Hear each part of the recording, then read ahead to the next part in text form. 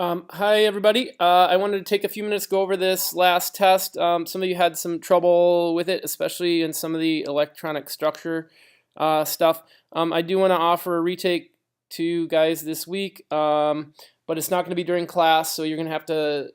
I'm going to set up a couple times where you can spend some time and take this with me. There is one thing that I didn't like, and certainly from a teacher's standpoint, in the sense that I had said at one point that I wouldn't go beyond about calcium in terms of electronic structure, and then threw them at you here on the test. So that's certainly one reason I want to give you guys another chance at this stuff. But we can't just let it go by or slip past us, because it is going to show up again on a midterm. Okay, so I'm going to go through some of this stuff here.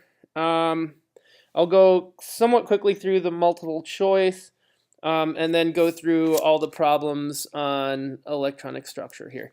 I think certainly, if I think about one of the things that you guys should have had available to you is this kind of chart, this Aufbau diagram of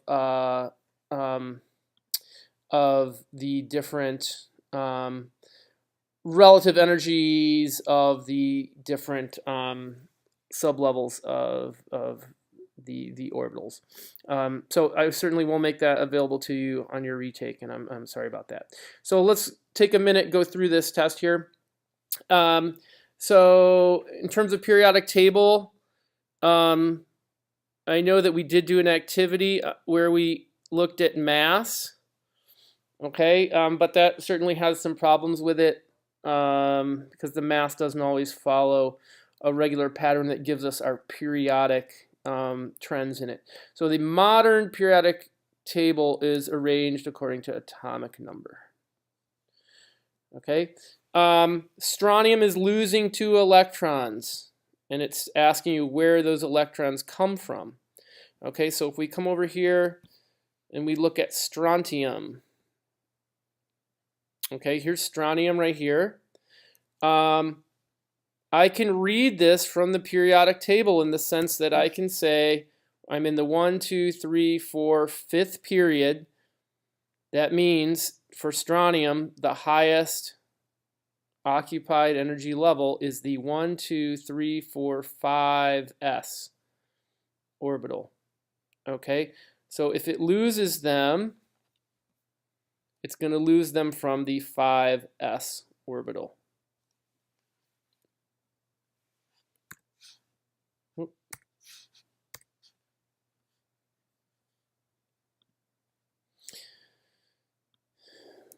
All right. The element iodine is, it asks you what it is. Hopefully you remember it as a halogen. Okay, so that can narrow it down to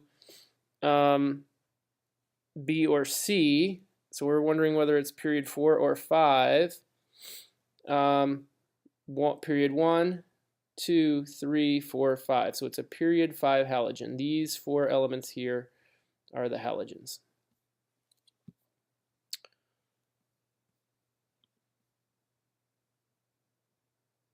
So a lot of you got this one wrong. The subatomic particle that plays the greatest role in determining the physical and chemical properties of an element. It's not the proton. All right, because you got to remember, when these atoms are interacting with each other, they first see, the first thing that they would encounter is the electron clouds of another atom. Okay, so the electron has much more influence on the reactivity, the overall, the bonding, and just the general properties of an atom. It's the electron. Which of these following atoms would you expect to have the largest atomic radius?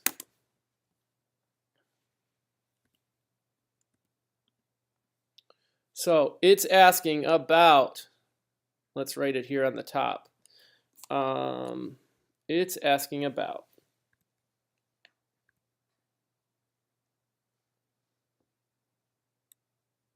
iodine, potassium, calcium, and rubidium.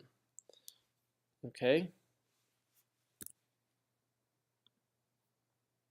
Iodine, potassium, calcium, and rubidium. Which one would you expect to have the largest atomic radius? So iodine,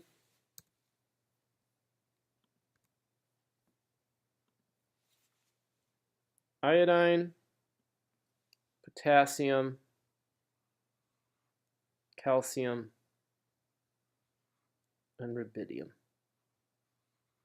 Okay, so we have to remember our trends for atomic size. We get smaller as we go across because we increase the number of protons in the nucleus.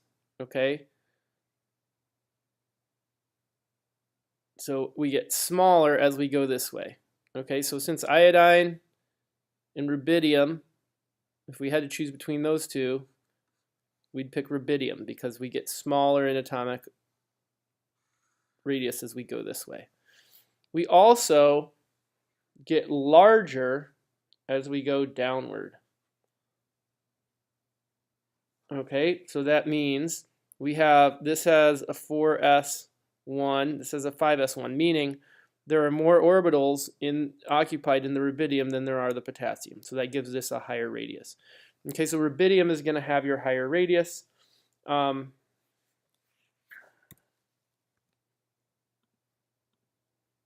If we want to see what that looks like here, we can see that rubidium, if this is color coded according to radius, rubidium has the largest radius. Oops.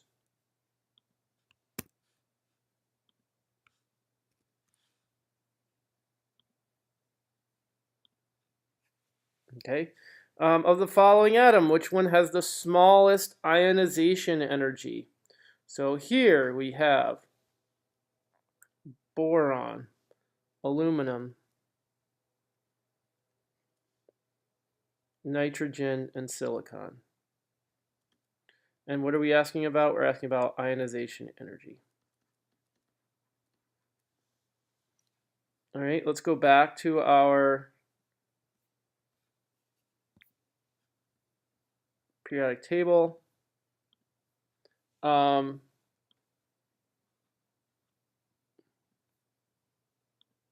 Remember what we're talking about. We're talking about boron, aluminum, nitrogen, and silicon. All right, so we got to remember our trends for ionization energy. Ionization energy in general goes down. In essence, it's easier to strip off electrons as you go down. In other words, the ionization energy will decrease as you go down a group. Okay, but as you go across, the ionization energy increases because you've got more protons holding on to those electrons. All right, so this question asks us which has the smallest ionization energy, and it's going to be aluminum because aluminum is the smallest. It is the farthest to the left, and it is also the farthest down. Okay, so the answer is aluminum.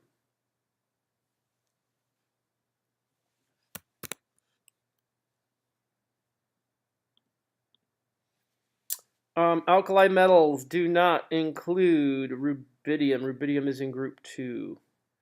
What's the maximum number of electrons that can occupy one orbital? That answer is 2. Okay, a lot of you said 8. You're thinking something like this. If I have 1s2, 2s2, 2p6. You're saying, well, that's 8 electrons. But we got to remember, that s orbital only has one. That's 2 electrons in one orbital. This is 6 electrons in 3 different orbitals. So each orbital can only hold 2 electrons. All right. Configuration for the outermost energy level in calcium. So I want to show you, we'll get more into this in the rest of the quiz, but rest of the test, but I want to show you how you can read this directly from the periodic table. Okay, so the configuration of the outermost energy level in calcium. Okay, so So we'll go here. Here in this portion of the periodic table, your highest occupied orbital is going to be the s orbital. In this part of the periodic table, your highest is going to be the p. In this block here, the transition metals, your highest is going to be the d. Okay, and then for those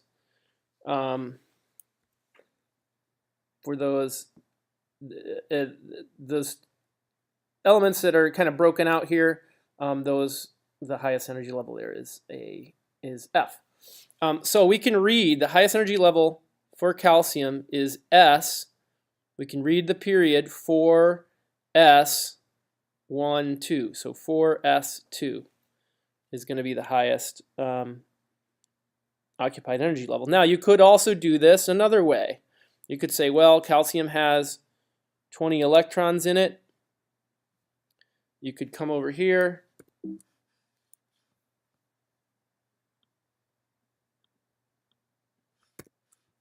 and you could say, well, I've got to fit in my 20 electrons.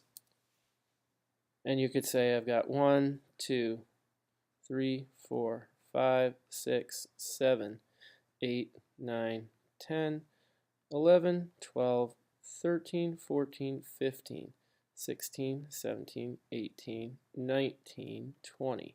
Okay, and there we also get 4s2 as our highest occupied energy level.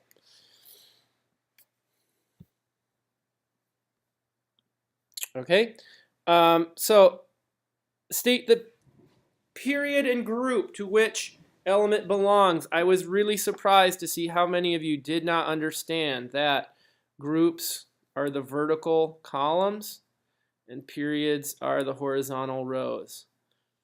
Okay, so the period here is 1, 2, 3, 4, 5, 6, 7.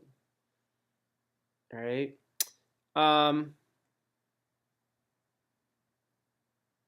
The way we have labeled the groups up to this point is we have said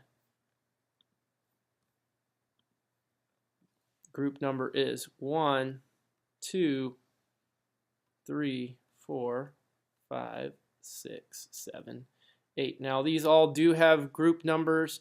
This is 3A, 4A, and so on. We haven't really talked much about group numbers for these. Right. So the confusing part here is there's more than one way to name a group. Anyway, so if we have 5s2, that's strontium. Okay, so strontium. It's not what the answer. It doesn't ask you for the element. It asks you what's the period number. We're in 1, 2, 3, 4, fifth period, and we're in the second group, 1, 2. Okay. If we are 4s2, 4p4, we are 1, 2, 3, 4. We're over here in selenium. We're in group 6 and period 1, 2, 3, 4. Okay, the third one, 10C, we are 6s2, 6p2, which would put us in lead. It would be group 4, period 1, 2, 3, 4, 5, 6. Okay.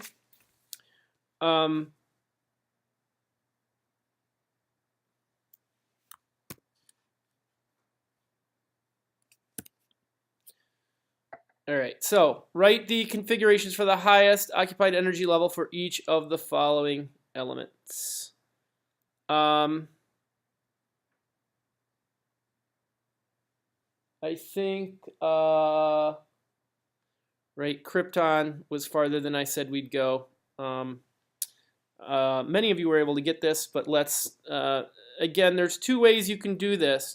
You can either go back to your Aufbau diagram and fill them in that way using the 3 rules we talked about, or you can try to read it right from the periodic table, which I think is the easier way to go. So helium.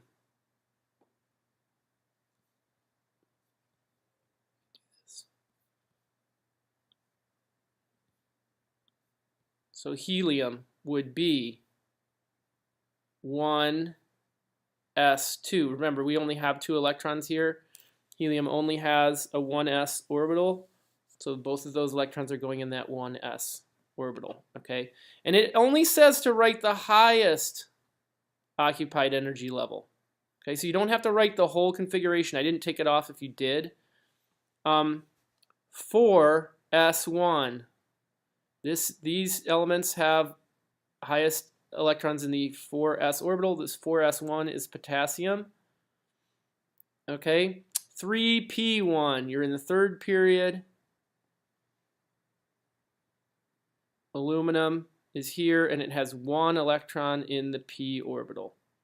Okay, so it has the 3s2 filled and 1 in the 3p orbital. Okay, krypton is 4. The 4s2 is completely filled, and 1, 2, 3, 4, 5, 6. 4p6. Okay, oxygen is in the 2nd period. The 2s2 orbital is completely filled, and then we have p1, 2, 3, 4. So 2p4. Okay. All right. Arranging elements in order of decreasing ionization energy. This got a lot of you. I think you guys got the trends. Some of you got caught up by this word of decreasing ionization energy. So remember, the things that affect ionization energy are what group you're in, that is how far up or down you are in the periodic table. And then as you go across, ionization energy increases. Okay, so the smallest things are going to be the things that are all the way to the left, okay, in terms of periods. All right, so for 12,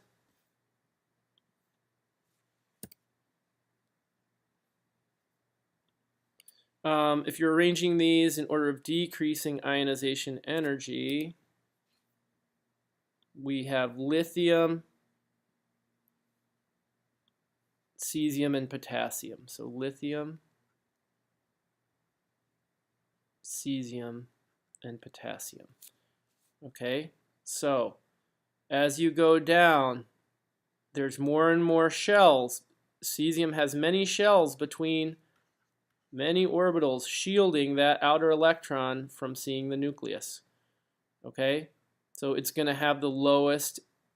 So all we have to do to list them is list them in from top to bottom. This is going to have the highest ionization energy. This is going to have the lowest, because this electron, this outer electron, really sees its nucleus, so it's pretty hard to pull away from its nucleus. Okay, so for here we would just say lithium, potassium, cesium. Part B, chlorine, silicon, potassium, and argon. So ionization energy increases this way, or another way to say it is decreases this way. So if we're doing it in decreasing energy, argon, chlorine, phosphorus, silicon. All right. For this last one, we have calcium, barium, beryllium, and strontium. Same thing here. As you go down, the ionization energy decreases, so you just have to say beryllium, calcium, strontium, barium. Okay.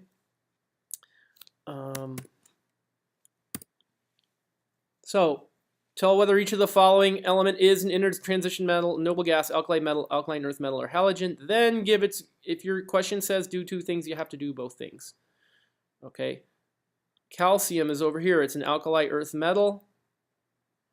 It's in period 1, 2, 3, 4, group 2.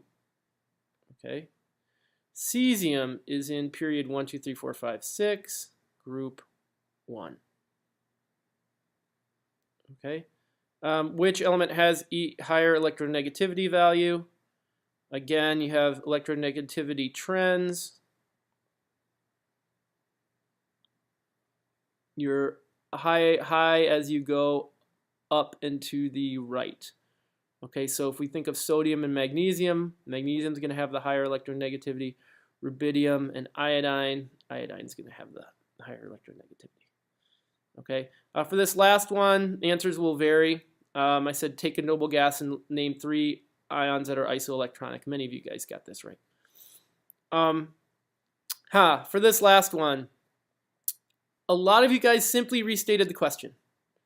I ask you, why does atomic size increase as you move down a group of the periodic table and decrease as you move from left to right across a period? A lot of you said, well, atomic size increases as you move down a group and decreases as you move left to right. And you sometimes even said this 2 or 3 different ways in 2 or 3 different sentences, none of which counts as an answer to the question. To answer this correctly, you have to say something about, well, as you go from left to right, you're increasing your protons, and therefore you have a greater pull on your electrons, and as you go down, you have more occupied orbitals, so you have a greater radius. So just keep in mind, just because you restate the question does not mean you're answering it. All right, I hope this helps.